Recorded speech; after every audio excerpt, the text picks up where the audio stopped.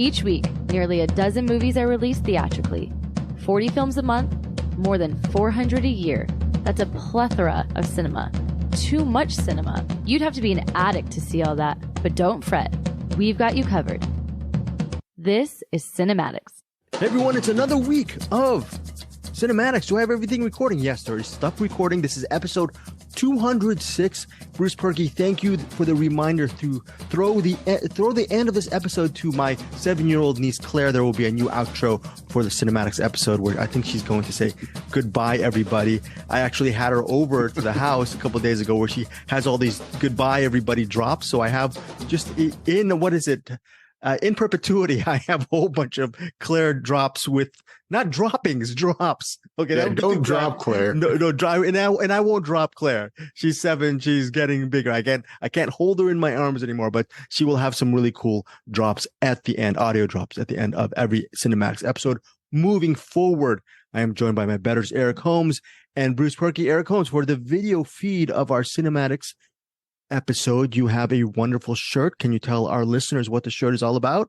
It's Suspiria. It was don't know if it was when I went to see Goblin. Got to see Goblin up at my brain sucks. Stanley Hotel. Okay. They played at Stanley Hotel, and I went with Andrew Martin, and dude, if you get a chance to see Goblin. And Goblin, I guess, is touring now with, not for Suspiria, but for Demons. Oh, cool. So that'll be it, dude. If you get a chance to see Goblin live, do it. If you get a chance to see any composer doing like a tour where they play the score along with the movie in the background. So they saw one for Fabio Frizzi, and that was really good for The Beyond. Yeah, do it. They're great shows. Okay, and that Suspiria show did not disappoint then, which that's what you're saying, did not? Okay. Not at all. That was the second time I got to see Goblin, and both times they were fantastic. Bruce Perky, would you, if you were actually within the vicinity, would you have joined Eric Holmes and Andrew Martin for that really special event? Definitely. I love Goblin score for a lot of stuff. I would definitely go see that. And I would probably go see the one for Demons too. That would be pretty cool too. Okay, very cool. Well, unfortunately, we're not doing Suspiria. We did that, I think, a couple of years ago, back in the day, a Dario Argento special from our former podcast, Find Your Film. And then I think I've never even heard of Demons. Bruce, Eric, you said Fritzi. Is that a Fritzi? I don't know. Fabio Frizzi. He works a lot with worked a lot with. Oh God, Bava. No. Oh, I know what you're thinking of. You're thinking of Lenzi, maybe, or no. See, you got Fulci? Lucio Fulci. Old man brains don't help. Start going through all of the horror did Italian he work guys. For Spielberg? No. Did he work for Scorsese? No. It was one of the Italian guys, like Sylvester Stallone, I think. Yes. Yeah. So anyway, so that is, look, I'm so excited. Wait, is Demons good? Is Demons a good movie, Bruce Perky? Did you? It's okay. It's all right. It's in that 80s weird horror splattery kind of thing. It's good. It's decent. Okay. It's not my favorite, but it's got a lot of fun parts to it, especially if you like see a bunch of teenagers stuck in a church / movie theater, I think it is, getting possessed by glowing, dripping demons' mouths. So just in case there was any confusion, Demons is directed by Lamberto Bava, written by Dario Argento. So there's it. Oh, very nice. Thank you, Eric Holmes, for that extra digging. Speaking of digging, last week, I've been obsessed with a movie I've yet to see. It's called The Last American Virgin. Eric Holmes, I'm betting that you have seen The Last American Virgin, correct? I have not. I am betting, Bruce Perky, that you have seen The Last American Virgin. Am I correct? I have, yes. Do you remember the ending? I remember it being really surprisingly downbeat towards the end, and I remember some stuff going down that's very serious for kind of a 80s sex romp. That's my memory. Right. And I feel like it has the dude from... It has Diane Franklin in it, and I don't know. Yes, I remember Diane Franklin, but I thought the dude was the... No, he may not be. I thought it was going to be the dude from Christine, but I think I'm wrong about that. No, you're wrong on that. Yeah, no, but they sort of similar aesthetic in that leading man category from the early 80s. They don't look like the stereotypical leading man. They Yeah, just look skinny, like dark-haired dude kind of a thing. Yeah. Yeah, The Last American Virgin. Have you ever heard of this movie, Eric Holmes? No, I Sort of? haven't. Yeah, it's really Boaz Davidson, written and directed. Yeah, he has an interesting. If you ever look up at his IMDb, he has an interesting career. I'm eventually going to watch this movie, and this is something obviously we probably would have done for Find Your Film, but why can't we do it for Cinematics? But down the line, maybe I think it's a movie that I'd want us to cover down the road, because exactly what Bruce was saying about the ending for The Last American Virgin. Does the movie itself hold? I don't know. Bruce probably doesn't know either, because he's working on a 40-year-old memory of the movie. Pretty much, yeah. But but I saw the ending while I was watching clips of the movie on YouTube, and I go, why did they use this ending? That's such an amazing ending for, like you said, a teen sex rom from the 80s. So eventually I'll get back to you guys and tell you guys my thoughts on, but I really want to track down the actors and director. I'm just really involved in this movie. Hopefully the movie is somewhat decent. We'll see. I don't know. Bruce, do you kind of remember it being kind of almost decent as far as a rabbit hole goes? Yeah, it's one of those things where I was probably trying to watch it because on HBO it said nudity and nudity and stuff on there. Yeah. And I was like, oh, this is kind of making me feel bad things. Why am I feeling bad things at the end of this movie? Making me sad. Yes, Eric. Boaz Davidson has a movie from 1995 called Lunar Cop, starring Billy Drago and Michael Pare. So I will definitely be going to check that one out. Speaking of which, there's one of our publicists. I'm not going to mention her name. Her name's Rachel. I'm kidding. She's wonderful. One of my favorite publicists. She actually pitched me possibly with an Eric Roberts interview. And I said, I'm going to throw that to Eric Holmes. If we ever get an Eric Roberts interview, do you want to actually hands on deck for that Eric Roberts interview? Oh, hell yeah. Okay. I'm just making sure. I'm trying to put words in your mouth and trying to do actions behind your back. But I'm assuming, the star of the Pope of Greenwich Village is a actor you want to actually interview. Am I wrong on that, Eric? So you are not wrong. You are not wrong. Okay. So speaking of wrong, let's see. Well, wrong. I don't know. We towards the end of the episode, we will get to a movie called Memoria. We will see how wrong is that. That's a What's in the Box special from Bruce Perky, and Bruce actually has another interesting movie for a possible recommend, or maybe not recommend. It's from, I think, Bottoms filmmaker. I don't know her name, but she's the filmmaker behind Bottoms. But the movie that Bruce is going to cover is Shiva Baby, as far as a recommend or not. We'll see if it's worth. It's Shiva Baby. I think Shiva is like a Indian deity or something that has lots of arms. Emma Seligman. Yes. Thank you, Eric, for Emma Seligman, and thank you for Shiva Baby, not Shiva Baby, Shiva Baby. Thank you. Hey, I'd watch Shiva Baby too. That sounds kind of interesting. Shiva Baby, of course. Yeah, I would watch Shiva Baby too. But is that like a baby with like 4 or 6 arms, or or is that the elephant one? No, I know what you're talking about. I don't know. I could be wrong. Now we got to look at our Indian demigods or whatever they're called. Yeah. Well, I'm going to throw this to Eric Holmes. We have 3 movies for our features this week. We have Amerikatsi, we have Good Boy, and we have Megalomaniac. Eric Holmes, you get the choice. What do you want to cover first? Let's not bury the lead. Let's go with Amerikatsi. Amerikatsi. Yeah, this is. Oh, wow. This is. Where do I start, Bruce? I'm trying to think. Where do I start with Amerikatsi? This is an epic film. It centers on an American, and he's an immigrant to America, and it's set in 1948. A couple decades, he fled Armenia to the U.S. as a child due to, I believe, the Armenian genocide, and he's saved at that moment as he actually immigrates to America.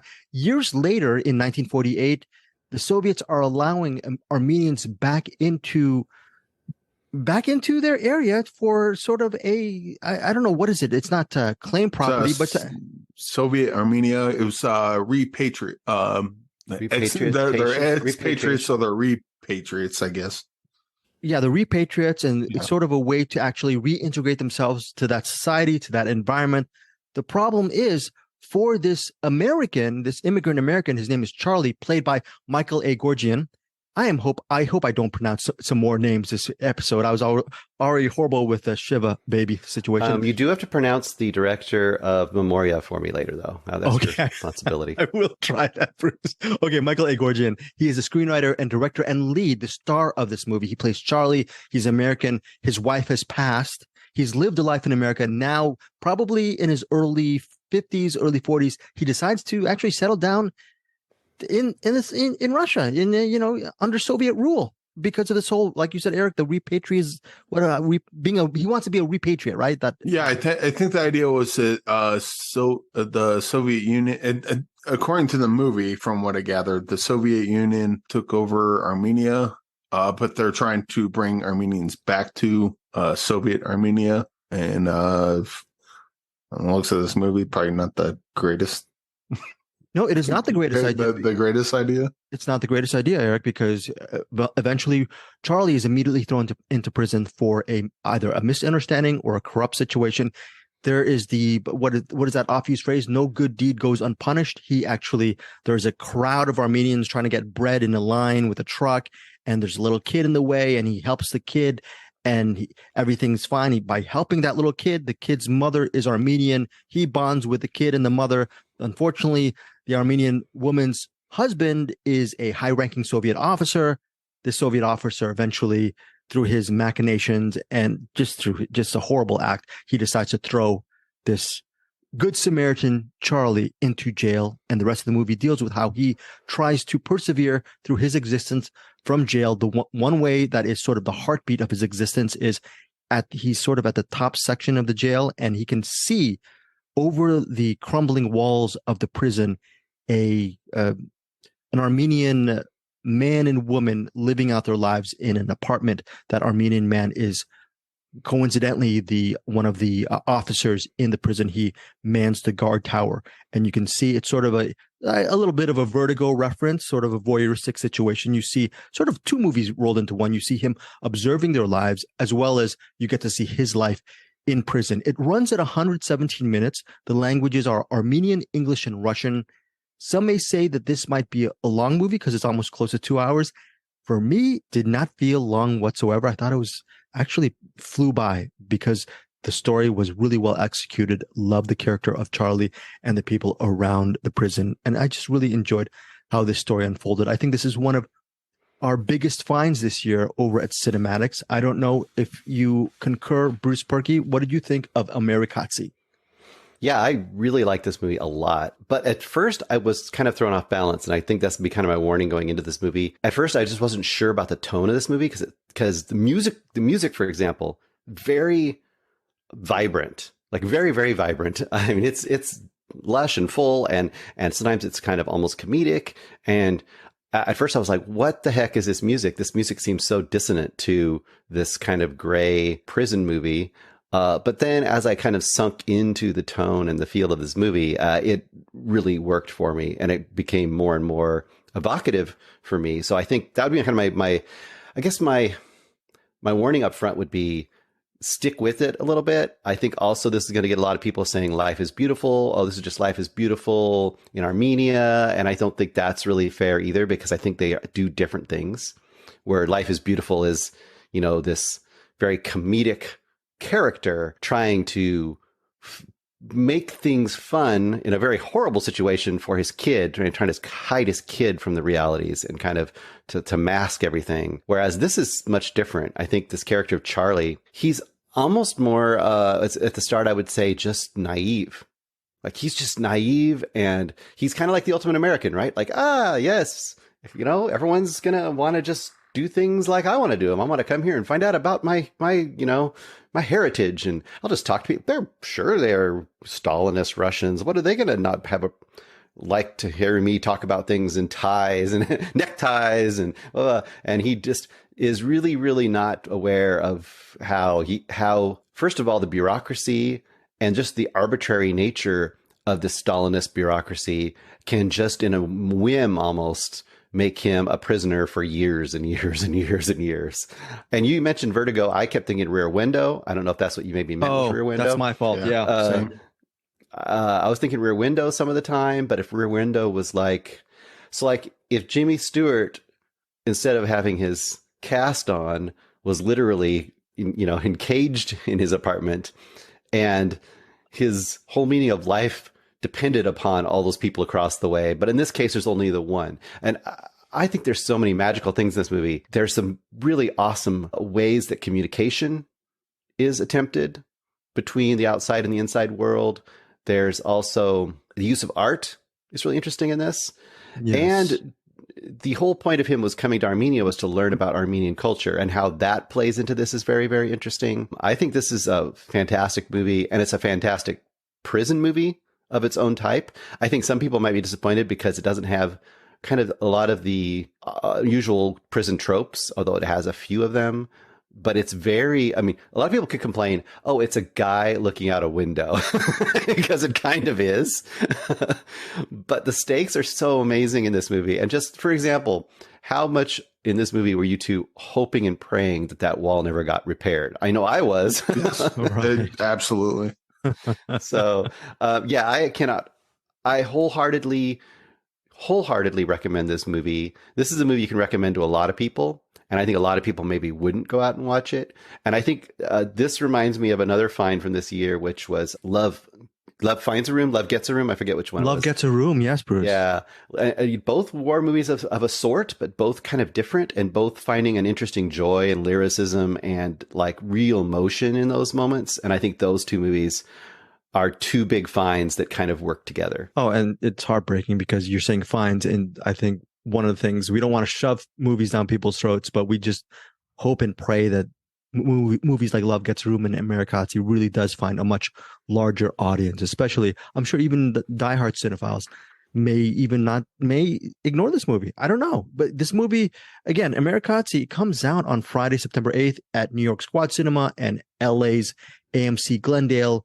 Eric, I'm sure you're hoping that this actually has a wider reach. Let me hear your thoughts on Amerikatsi. Yeah, I will echo the Rear Window. It's very much like Rear Window. I would also throw in, like, it's got like the heart and kind of edge of Shawshank Redemption. That's got a lot of that too.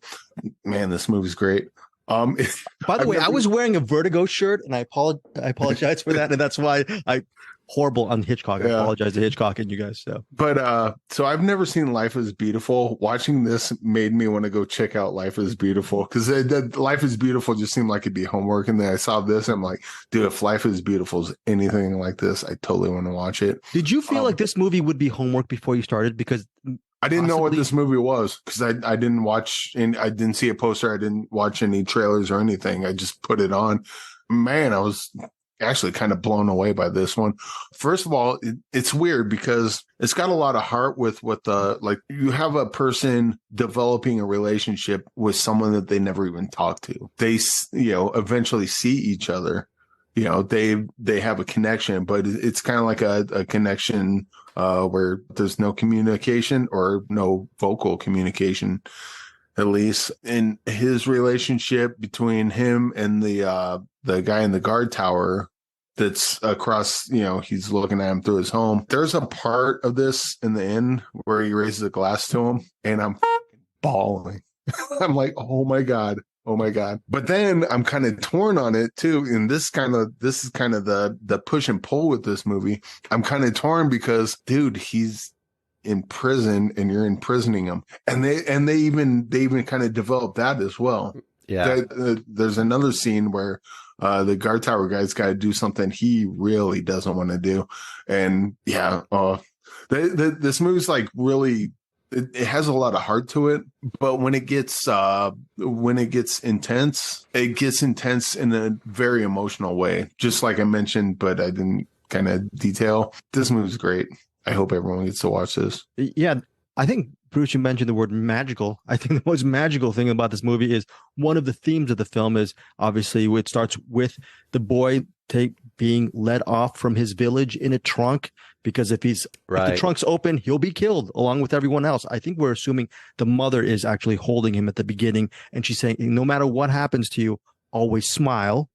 So when you start off a movie like that, you think that the director, he or she, would have that license to have all these saccharine, syrupy, honey-filled moments with him making people smile. Nope, it doesn't overplay its hand. It doesn't get too over sentimental. In fact, Eric was mentioning about the third act. The final moments to me are very, very subtle and inferred and really well done. And I think this movie is really magical because it doesn't go for the easy sentimental things that will make you cry. You will have emotion, and you mentioned evocative. It is evocative because it underplays its hand a lot of times. So any final comments regarding Amerikatsi, Bruce or Eric, before we get to ratings? No, I mean, look for this movie. It's fantastic. It probably will be streaming soon, but I would say, if you have a theater that's playing it, go check it out. I mean, I can imagine that the score on this and watching it on a big screen would be amazing. This would be a no-brainer, I would say. Yeah, so for me, I think this is room to grow, but my initial rating for Amerikatsi is 4.5 stars. Eric Holmes, your rating on Amerikatsi. Do you like Rear Window? Do you like Shawshank Redemption? You will like Amerikatsi. 5 stars. This one's a complete banger. There. Okay, Bruce Berkey, your rating. 5 stars as well. Wow. Huge praise for Amerikatsi. Again, Michael Agorgian is the writer, director, and lead actor. A lot of people say whenever someone does that, it seems like a vanity project. Sometimes vanity projects are not so vanity when they're actually really well done. And it doesn't seem like a vanity. It just feels like a very labor of love inspired piece. Yes, Bruce, I'm sorry. No, that's exactly what I was going to say. I think this is the opposite of a vanity project. I feel like it is truly a labor of love. This is probably a story he really, really wanted to tell, and he probably did whatever he could to get it out there. It looks really good too, so I don't know how he got everyone on board for it, but it's a quality production. This also not in like tone or story or anything, but kind of like how Jim Cummings stars in his own movies. But the characters that he plays, it's like, who else are you going to get to play that? He nailed it. This is kind of the same deal with Amerikatsi. Who else are you going to play that part? Okay, so that is high round across board praise for Amerikatsi again. Friday in New York and LA, but at New York's Quad Cinema and LA MC Glendale. But hopefully, with good word of mouth, Amerikatsi will be playing in more theaters, and down the road, hopefully, will be available on digital, on demand, streaming, etc. And I'm just glad we're the early birds on this film, and we're going to spread the word on how great Amerikatsi is. You know, I'm thinking love gets room, and also we have to mention again, Our Father the Devil. We love that movie. There's so many great Hey, I remember it now. I remember what that movie is. Our Father the Devil, please. You know, it's still playing. I think at Quad Cinema as we speak this week. I hope it keeps on going, and I hope more people get to see these 3 aforementioned movies. I don't know. Does this movie called by Saban Films, Good Boy, it hits theaters and on demand on digital September 8th, which is good news for people who like to stay at home. You can purchase it on demand in digital. This movie, Good Boy, it premiered to acclaim at last year's Beyond Fest, and it centers on Sigrid, a woman who believes she's met the perfect guy in Christian. The problem is, I don't know if I'm pronouncing his name correct. I'm thinking it's, instead of Christian, it might be Christian, I'm thinking. But Christian, he lives with a man who acts like a pet dog, like his pet dog. So how can she navigate through that situation? She likes the guy, but he has a pet dog who's actually a human being. Eric Holmes, you have the most information on this movie. You did the interviews. What can you tell us about Good Boy? Yeah, Good Boy. This is, I don't know if I should say this, but this movie kind of has a similar kind of trajectory as Fresh, where the movie Fresh started off as one thing and then turned into something completely different. That's Fresh. Kind of what the chess movie? No. No, the one with the Winter Soldier and who else was in that? I forget. Starts out as a rom-com and ends up as food movie. yes, yeah, I remember that. Yes. Yeah, foodie movie. Yeah, but this one starts off as kind of like Sigrid meets Christian, and they kind of develop a relationship, and then when she goes there,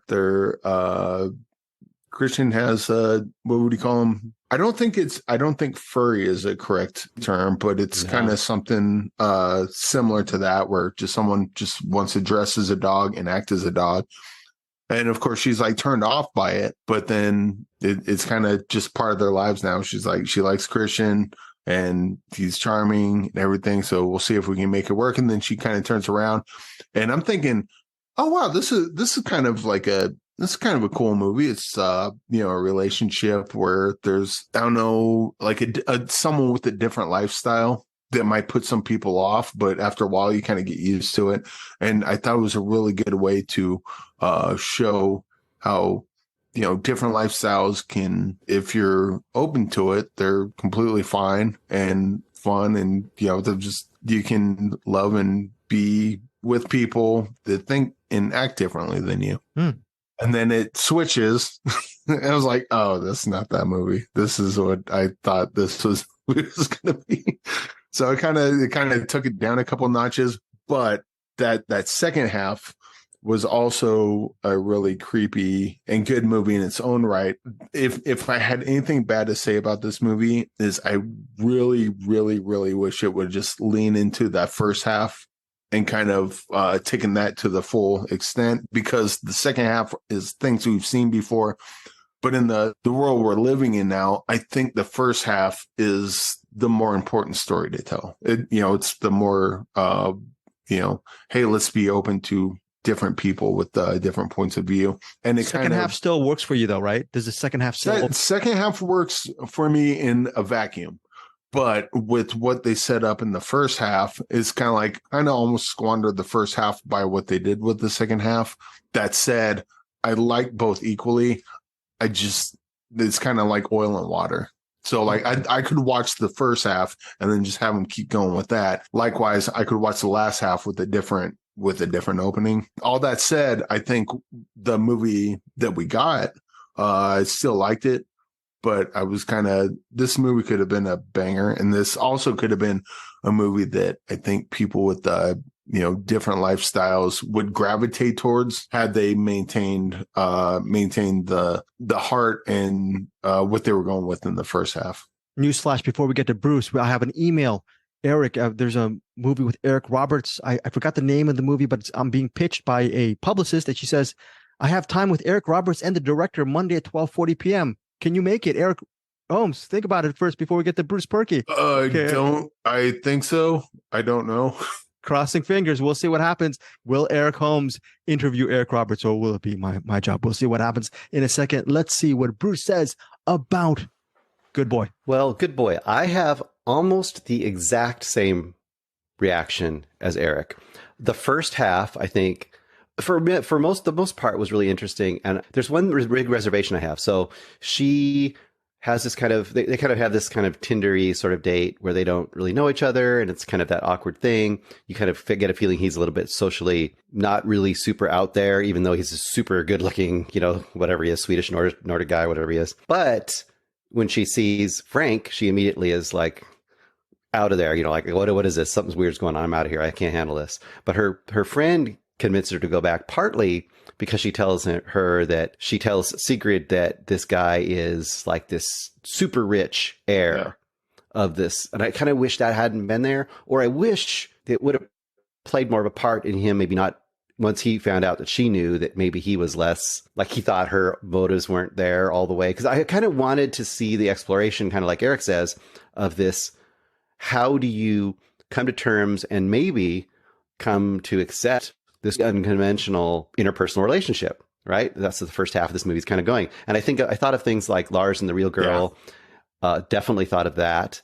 I also thought a little bit of Dogs Don't Wear Pants, even though that doesn't quite have the same thing, but there's still that kind of idea of kind of average person discovering or really exploring an alternate lifestyle that they never would have considered. And I think that's very interesting. And I was very disheartened by the second half for some of the same reasons Eric was, which is it became much more of a genre piece that we've seen versions of a lot of times. And that disappointed me quite a bit. And I'm not saying it didn't want to go there, but it almost like it didn't have its convictions to like really see through the story. I don't know. I'm probably wrong. That's always where I wanted it to go. But once it started happening, I was like, not as happy with it. I will give the director a bit of credit, and this is just because I interviewed him. This is what they said. But the idea was, the last half was the idea. Yeah. So the first half was stuff leading up to that within the creation writing process and all that. So it wasn't the other way around of, hey, let's have this sweet movie and then boom, bam, let's turn it into it was actually opposite when he was coming up with this. I'll give him credit for that for sure. But yeah, I mean, the first half did so well that it's kind of like, oh, I wish I would have stuck with that. And I wonder if that's like, that's just kind of the creative process. Like you're writing a screenplay and you have the ending in mind, but sometimes what comes before the ending is so good and it changes the ending. Yeah. You almost have to go in a different direction. I also will push back a bit on her reason for going back. I think I don't think that undermines it because that's a realistic way in which she would go back. So it's kind of like you're doing the thing for bad reasons, but then it turns out okay because you go back and then you learn things and then things become different. I'm rewriting the movie a little bit in my head that would have become a big piece between them because he probably would have he'd have a lot of baggage around that because he probably has been dealt with that way a lot because of his money. So I think that would have become a piece of but I guess I'm once again making a story that's much more of a complex character piece that it doesn't end up being. So, yeah. Okay, so that is Good Boy. What is your rating on this film? I don't know. Hopefully, maybe it might be a requisite, like at least a decent watch. Bruce, what is your rating on Good Boy? I'm still going to give it a 3 because there's enough good stuff here that I didn't have a terrible time watching it, but I just it kept going down from higher scores to a 3 as I kept watching it. So that was the sad part for me. Okay, and what about you, Eric? What is your rating on Good Boy? I'll also give it I want to give it 3.5, but I kind of want to go 4 because the movie's not a bad movie. Right. It's just, it's got this weird thing that's not the movie's fault. It's my fault that I wanted based on what happened in the first half, I wanted the movie to go somewhere else that it didn't go. Actually, yeah, probably. Yeah, but we both had that reaction. I mean, it's probably good for the filmmaker to know that. Yeah. I mean, I don't know if we're like the lone voices in the woods, but also like if you don't care about that stuff, like just watching this movie for what it becomes in the third act, I think people like, I don't think it's too much to say that it's a thriller because if you watch the trailer, that's kind of what it presents itself as. If you're watching this movie as like a thriller or horror adjacent, I guess, then it's watch the trailer. It's that movie, and it's a very, very good version of that movie. I think in the first half that I wanted to kind of continue that pace, and it goes in a different direction, which is fine. And that's the move they advertised. But it's like, dude, you had gold there. You had gold there. But this is definitely a recommend. 3.5. But yeah, it's 3.5. Could have been a 6.9 banger. Oh, okay. So at least it's worth watching on the very least. That is The Good Boy, again in theaters on September 8th, but it will also be on digital and on demand that day as well. So I don't know. It seems like a very interesting movie to watch at the very least. Now, speaking of interesting movie to watch, there's a movie called Megalomaniac, and I think it's a movie. It's a set in, where is it set, Bruce? It's a Belgium? Yeah, Belgium, Belgian filmmaker, and it's actually inspired. The movie itself is not. It's based on a true killing, but it's an extrapolation of what happened to this unsolved case of a murderer, serial killer who would dismember his victims and put their bodies in. Put their limbs in body bags. So it jumps off from that unsolved 1997 or 98 case to actually make a movie called Megalomaniac. This time it centers on the children, brother and sister of a serial killer, and how they live in this pretty expansive home in this remote area of, I guess, Belgium. And the brother is a serial killer who, yes, he cuts bodies, puts them into trash bags and disposes of them. And he goes on midnight prowls to track down people and stab them to death. Then he comes back home, and because of his extracurricular heinous evil activities, his sister has to probably pay the bills. So she pays the bills by working at a local factory and as a janitor. And even though she is part of a serial killing family, she is a victim herself. She gets brutalized and raped by her coworkers. So that is the actual atmosphere of Megalomaniac. You're wondering, the rest of the movie deals with, how is this woman, is she going to become like her brother? How can she stand what's going on in the house? Are there dead bodies in the house? Are there captives in the house? What happens to people who try to actually knock on the door and become friends or something to these people? What happens to the coworkers in the factory? Set all this up with a lot of violence and a lot of brutality. And this is a movie that, what is that genre, guys? The new French extremity, is that what they call it? Oh yeah, French extremity. Okay. Yeah, French extremity. So I think if cinephiles who are a fan of that genre will probably gravitate to this. And I'm not an expert in this genre. I think Eric and Bruce appreciate this genre a little bit more than me. So let's start off with Bruce Perky. Your thoughts on Megalomaniac? Is it too much for some people? That said, is it still an excellent film? Well, I think it definitely, you could pretty plainly say it's too much for some people, I would say. This is not the kind of movie I don't think you just recommend willy-nilly to your grandma or something. This is, French Extremity, I think, is a good baseline. I don't think it's quite in the same camp, although maybe adjacent to that.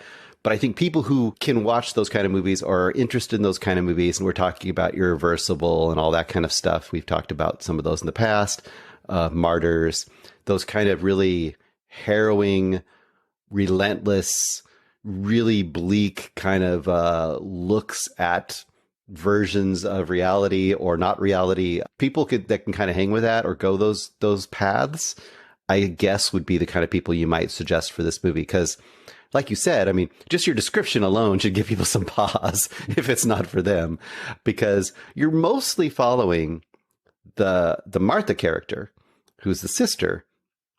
And gosh, I mean, her life is pretty terrible in any kind of way it can be. I mean, just think of her just kind of, you're just watching her drudgery of this kind of factory custodian at night.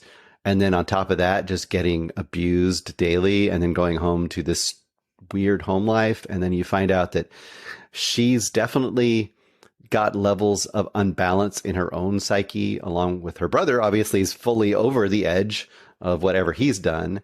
We get some, and like you said, we have some visitors, a couple different types of visitors to this house.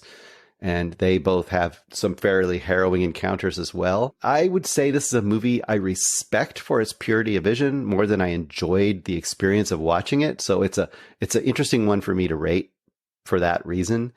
But there's definitely some interesting filmmaking going here. It's got really interesting score. It looks correctly dark and dank, and it's vibrant in its own weird way. I know Eric is going to describe what he kept thinking of when he was watching it, so I won't bring that one up. But for some reason, even though it isn't the same world and isn't the same kind of nightmarish world exactly, but I kept thinking of Baskin when I watched this.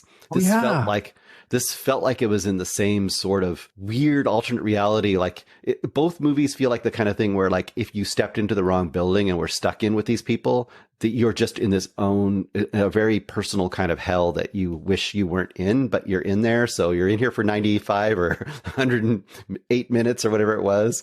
And you're going for the ride. So I would say I have a begrudging respect for this movie more than a love for this movie.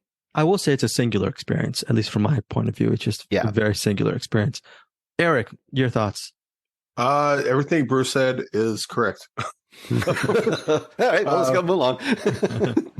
Yeah, this movie is like dark, both just visually and just dark thematically. Well, I mentioned to Bruce off air that the opening title sequence to Girl with the Dragon Tattoo, the David Fincher version.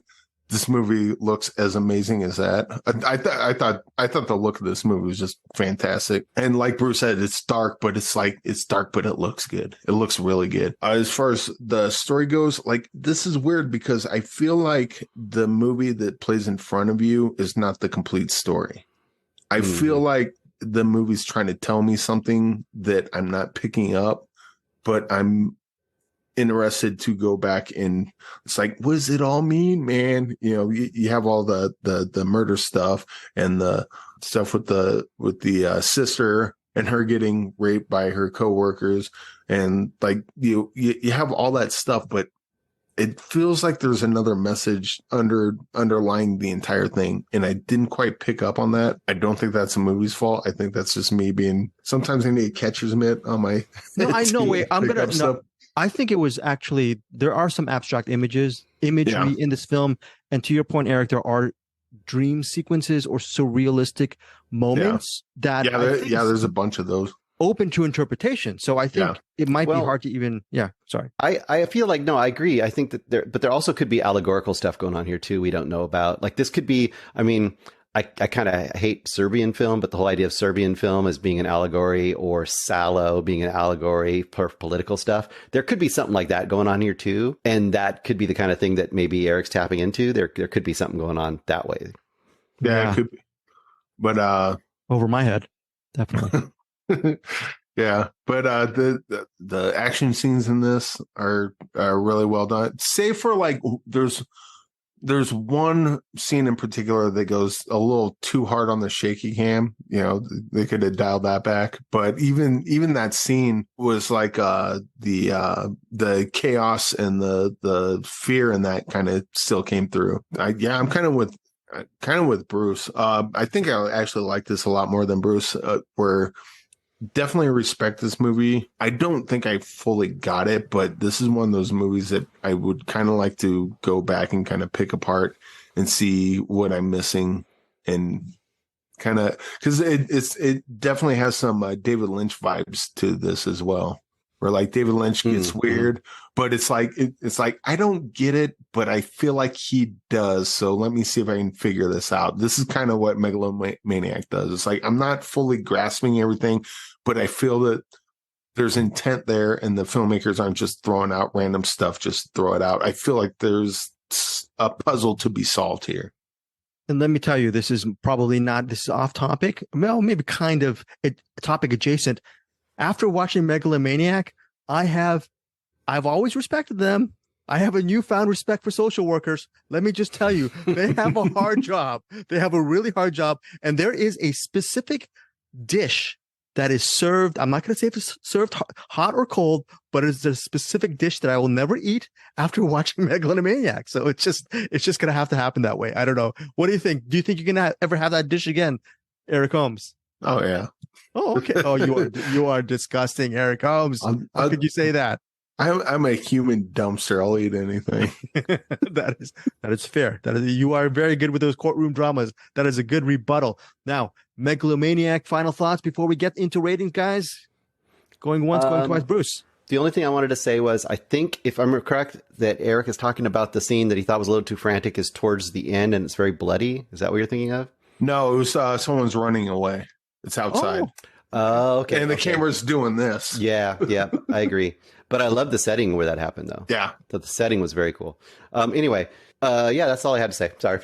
Oh, no. But that scene, that third act is something to behold. Yeah. I really love that third act. Okay, so let's get to it. Actually, real quick. So that third act. Yeah. There's characters doing things where I'm rooting for the character and then have to pause and back up, go, wait, this person's a piece of crap. We should be rooting for this person. I do have one thing to bring up. The final tableau that mirrors the opening tableau, the final tableau is for this movie specifically, whether you like it or not, it does nail the landing for sure. It does. It totally does. Look, my rating again, what the new French extremity genre is not for me. Okay. But based on that cinematic level, I'm giving Megalomaniac solid recommend, 3.5 stars right down the line. Bruce Perky, what is your rating on this film? I went all over the place on this one. I'm going to give it 4 stars. I think this is a pretty good movie. I don't know, but I can't recommend it to most people. You can't recommend it to most people. Again, it's from Dark Star Pictures. So don't get mad at me if you watch it and didn't listen to me. It's not my fault. New York, LA, I think OH. What is OH? Ohio? Yeah. New York, LA, Ohio, Minnesota. Next on Friday, September 8th, before a national VOD release, September 26th. Eric Holmes, mark this on your book, September 26th. That is a week when we have to re-promote Megalomaniac because we have to get some people to see this. Am I correct on that? Yeah. We're going to recommend this movie to who, Eric Holmes? I don't know, and that's why I'm giving it a 3-star banger.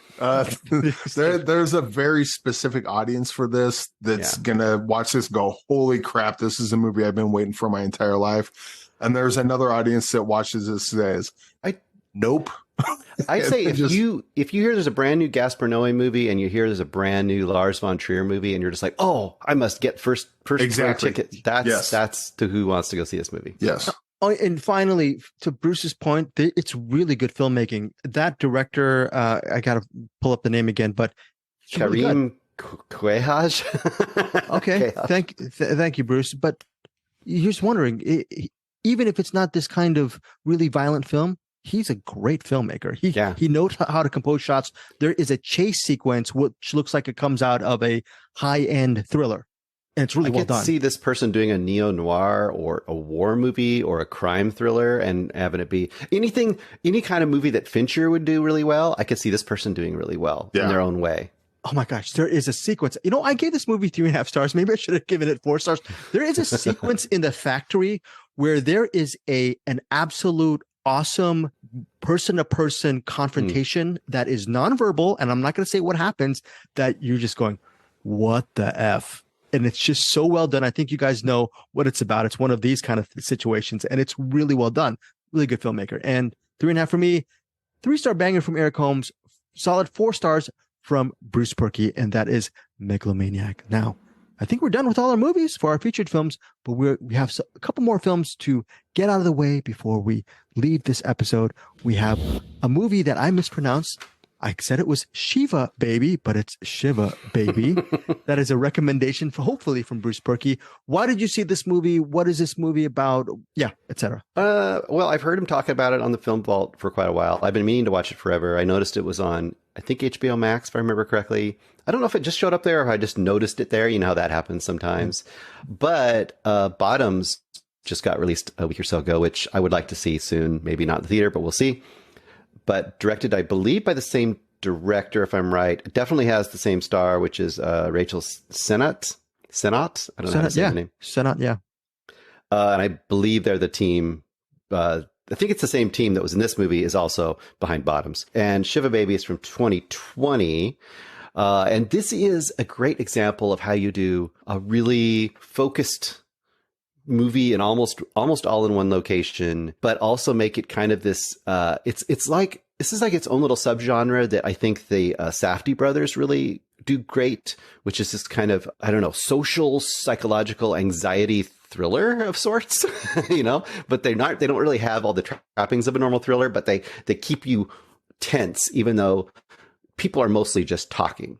And here's the basic setup. I don't know if either of you have seen Shiva Baby. The basic setup for Shiva Baby is the Rachel Sennott character, Danielle.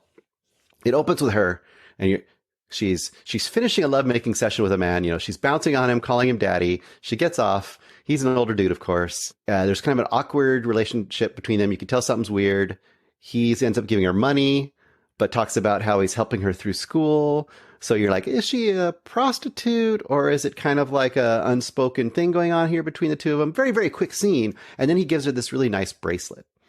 And very quickly, we go to the next scene where her family is having her go to this, after this funeral, I guess, I don't know, in non-Jewish society, what would it be? Like, not a wake, but I don't know, where you have all the food and all the family members get together after the funeral. And it's basically, I think that's what a Shiva is. I'm, once again, sorry if I'm really ignorant here, because I do not know anything about that part of Jewish life. Anyway, they're all going there, and she's kind of reluctantly going there with her family. And very quickly, you get the feeling that she is kind of a little bit of the flaky sort of disappointment of the family. You know, she's the young woman that this isn't, you know, when they ask, oh, what are you doing? How's it going, Danielle? And she's like, oh, well, I'm going to school and doing this. And the parents are kind of, they're all kind of making stories for what she's doing. Almost like, once again, to compare another thing, the beginning party of The Graduate, where he's getting bounced around for all these family and friends. And they're all like asking how you're doing. What's going on? How are you doing with your life? That's kind of what she's doing in this party. She doesn't want to be there. She's meeting people that have expectations for her. She's uncomfortable. It's just this socially bad place for her to be, but she's stuck there. And as she's bouncing around, very quickly, in the front door walks the guy we saw she just had an affair with. and has apparently been having an ongoing affair with. And their lives have never bumped into each other at the same place with all their mutual friends and family. And that's the setup for the whole movie. And the whole movie is her bouncing and emotionally spinning further and further out of control.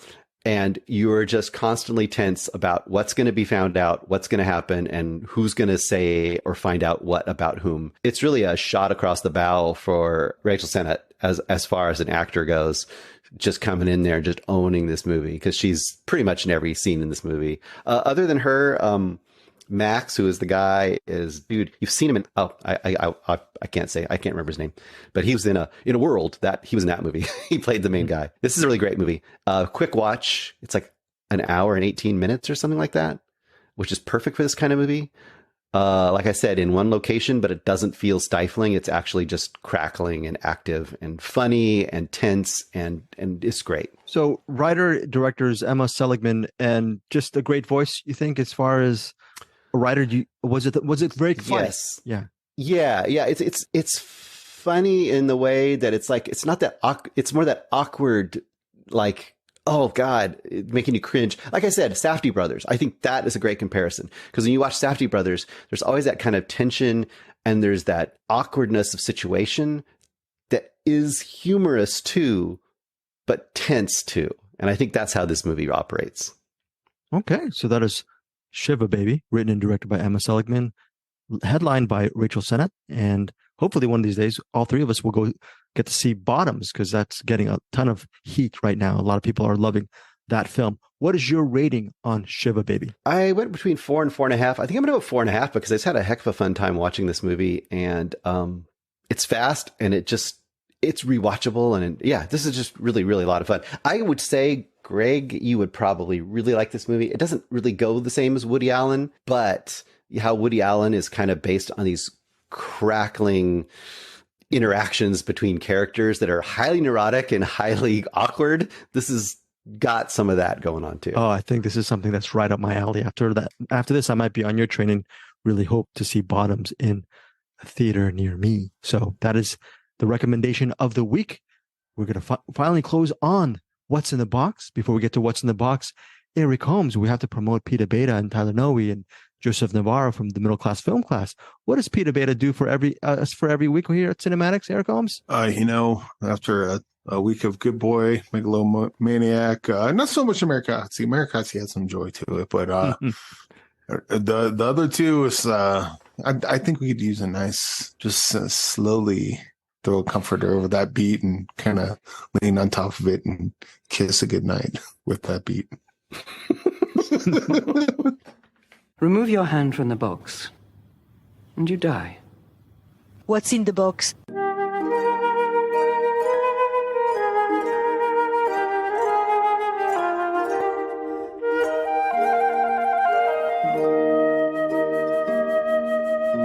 Pain.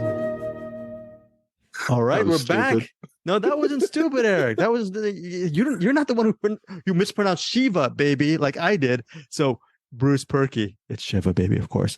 What's in the box this week? What's the movie? It's Memoria, and as I mentioned last week, if you didn't listen, Memoria is kind of a notoriously, I guess, distributed movie, I guess I'd say. First of all, it's directed by, do you have the name ready there, Greg? I'm going to look at Pong. We're Rassi the Cool. Yes, who will also regularly goes by Joe, because he knows no one can pronounce his name, so he'll say, you can just call me Joe. I just did. Nailed it, I'm sure. Yeah, it's not actually, I think that's pretty close. I heard a few people say it, and I'm like, I just can't, my brain can't do it. So Joe, I guess. So first of all, Memoria. So I think I mentioned last week, the idea was this movie was going to be launched very slowly, and it was for most of its run from at one city at a time. So this literally played in Birmingham, which I could not get to, but played in Birmingham, and then the next day it would go to Atlanta, or the next week it would go to Atlanta. Stay like one place for a week or several days, go to another place. Literally just go to one theater at a time and just kind of tour around. And the goal was it would only do that. I think it very briefly opened in a few cities at the same time, but probably then even art house, was probably LA, Chicago, maybe Seattle and New York, something like that. Anyway, it got a pretty limited run. The other thing is it's supposed to never get released on any kind of physical media. So first of all, if you go to look for it streaming right now, supposedly it's streamed, or it has streamed a little bit in Australia, but it literally is streaming nowhere. If you go to find the Blu-ray of it, it does exist, but I think only as international copies. So somehow Peter Beta got this. He said it was one of the worst viewing experiences he ever had. He immediately posted on our Cinematics Facebook page, hey, whoever wants this, I'll send it off to him and you can punish yourself. So I said, send it to me. He sent it to me. And so I got to make this my box movie of the week. Memoria, directed by the person that Eric mentioned, starring Tilda Swinton. Basically, Tilda Swinton's in every scene in this. This director, who also did Uncle Boone Me, which we almost watched. Yes, right. I guess famously, this director is known as a very, very deliberate filmmaker. So, Eric, this may not be for you in any way. So think about it this way. If Drive My Car was just a little too action-packed for you, then this director's work might be right up your alley. So I look at Eric's face. So sounds good. There were literally a few scenes in this movie where I thought the Blu-ray might have frozen. Like I actually thought it might have frozen, but no, it was still in motion, you know? There's a scene where a character, Tilda Swinton, wakes up at night and it's a big loud boom. She hears this big loud boom. She thinks it's construction work. We don't know what it is, but it's this boom wakes her up. And she kind of dismisses it and goes along with her life. She does something with orchids. Her sister's in the hospital. And on the way, walking across the street one day, she hears the boom again. And one guy like ducks and runs away like he heard the boom too. You're not sure. But no one else seems to react. So she starts to think she's having an auditory hallucination.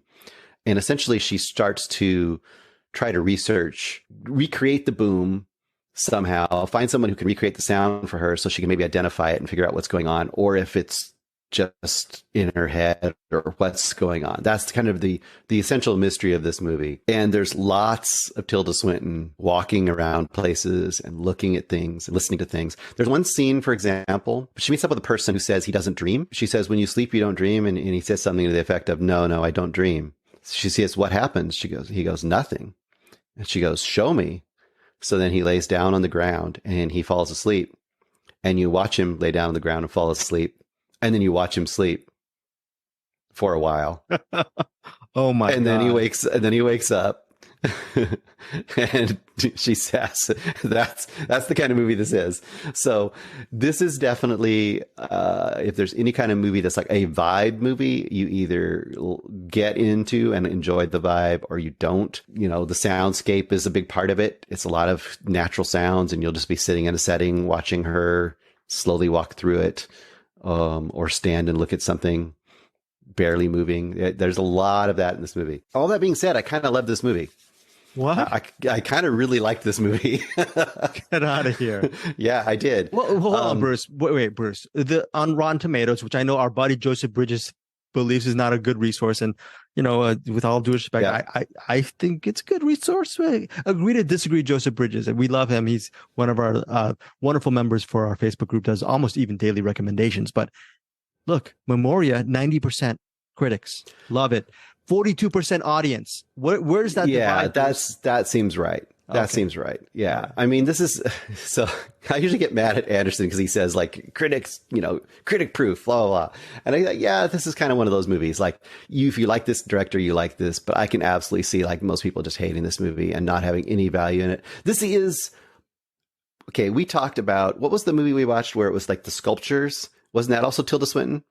The sculptures, and right? She did the narration. She did the narration to it. Yeah, and it was the music of Jorgensen. Yeah. Johan Jorgensen. Yeah.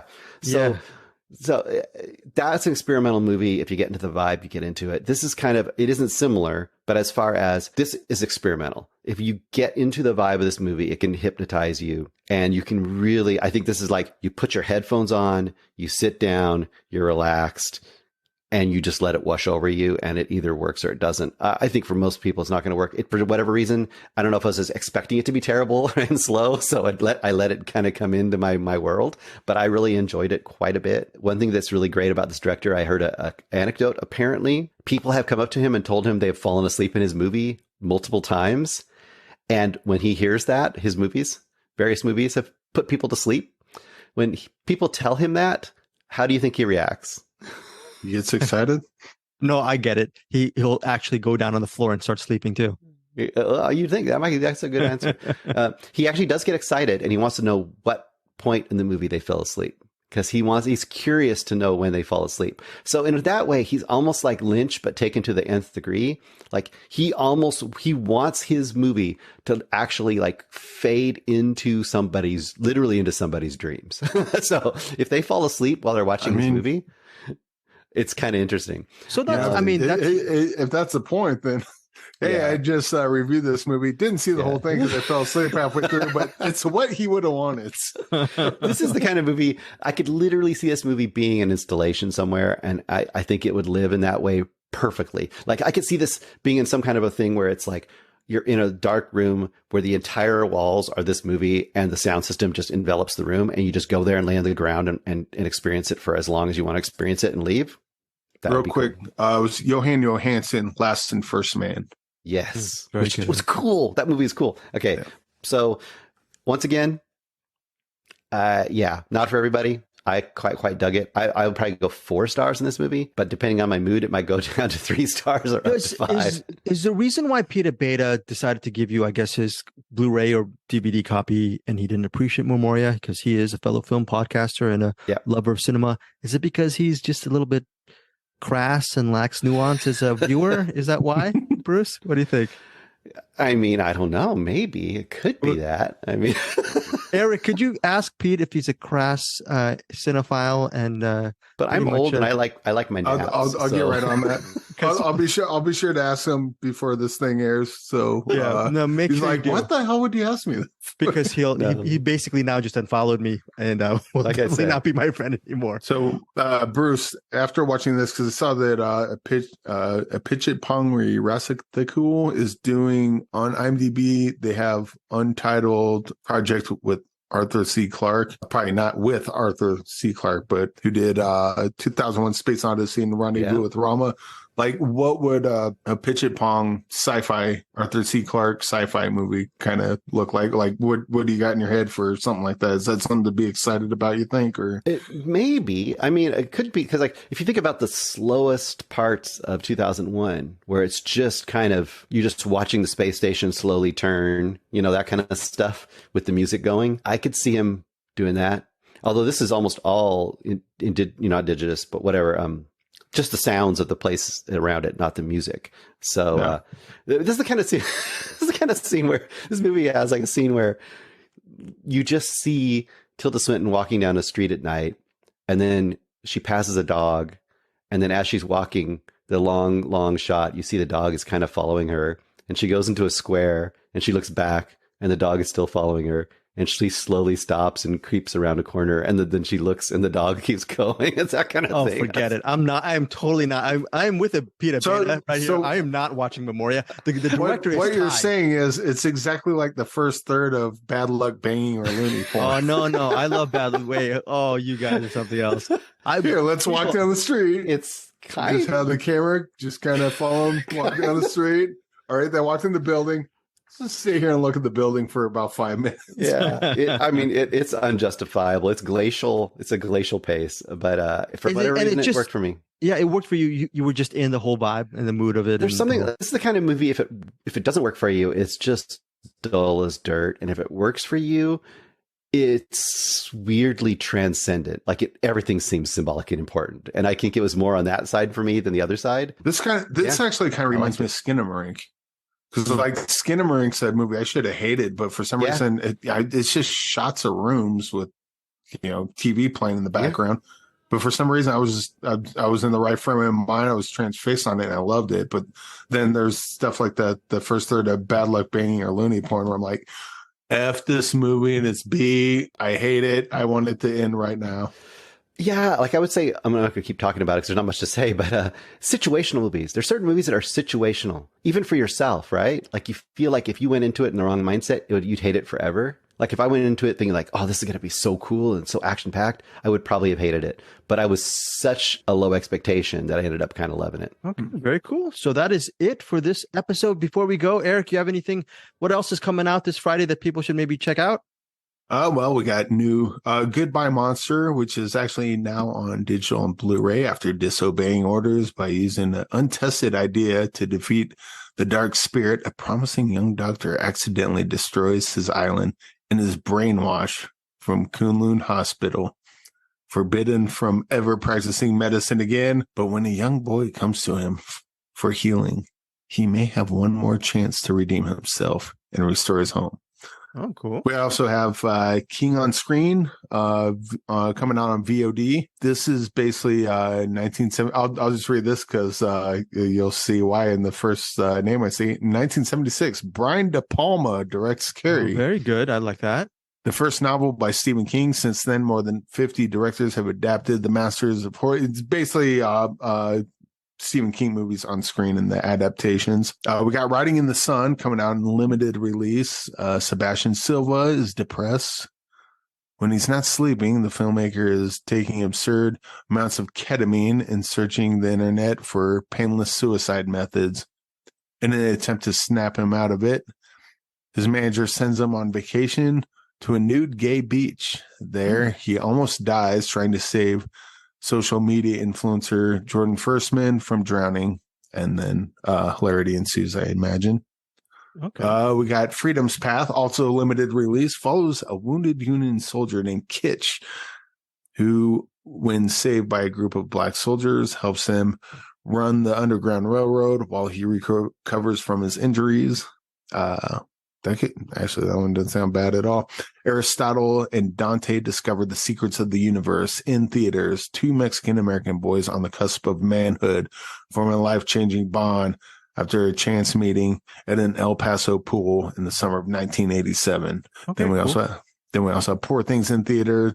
Mark Ruffalo, Emma Stone, Willem Dafoe, described as an incredible tale of fantastical evolution of Bella Baxter. And then a bunch of stuff after that. We also have The Nun 2, which is a sequel to The Nun. My Big Fat Greek Wedding 3, which is a second sequel to My Big Fat Greek Wedding. Starring Elena Kampouris, who I love. I love Elena Kampouris. She's awesome. And who else does a star that you love too? I don't know. I haven't seen the Come on. No. I'll give you a hint. He stars in The Flood. You interviewed him. Oh, Joey Fatone from... The Flood. The Flood. Oh, Louis Mandylor. Yeah. Stars him. Okay. Yeah. I all of a sudden put My Big Fat Greek Wedding 3. Was he in all of them or just all of this them. one? He's in all of them. Holy crap, I gotta watch those now. Son of a... And then finally, there's Wolfpack is now on digital while seeking answers about his father's suspicious death.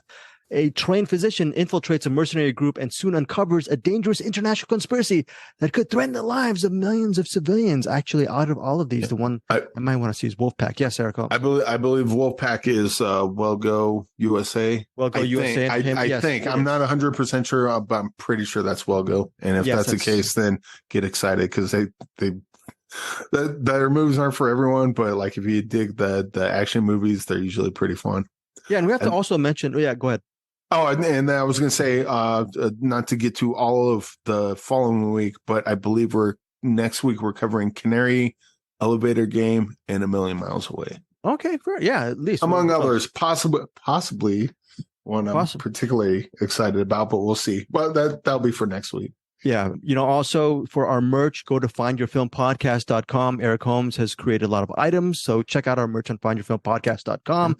And what else? Our website is findyourfilms.com. Check us out on our Cinematics YouTube channel. Bruce, you want to say a couple plugs or anything else?